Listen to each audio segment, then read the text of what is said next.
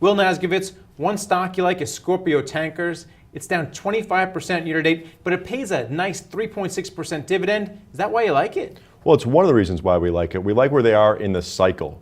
The product tanker space has went through a nuclear winter where there's just too much capital, too much building going on. That has reversed, and we see an environment where day rates should continue to progress higher. And we think the company has normalized earnings power of $2. The stock is $8 and change today. You get the dividend with it as well, and we think the net asset value today is right around where the stock. So we think there's downside support here. Well, you're also a fan of JetBlue. This stock is up about 20% in the past year, but it's still lagging the likes of Spirit and Southwest. Why is it at the bottom of the pack?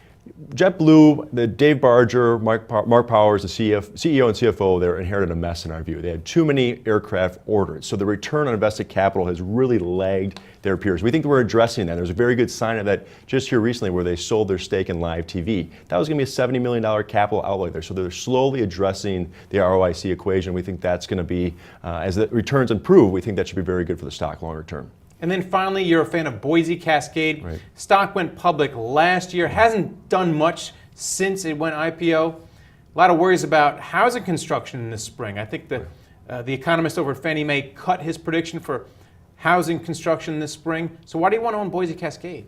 Well, we think we're in the trough for housing starts. They might be right about the forecast given the challenging winter that we've had here, and we'll learn more about their results as everyone reports Q1 results today. But we've got the number two player, in engineered wood products. We had 1 million housing starts or so last year. Normalized, we think we get to about 1.5 million.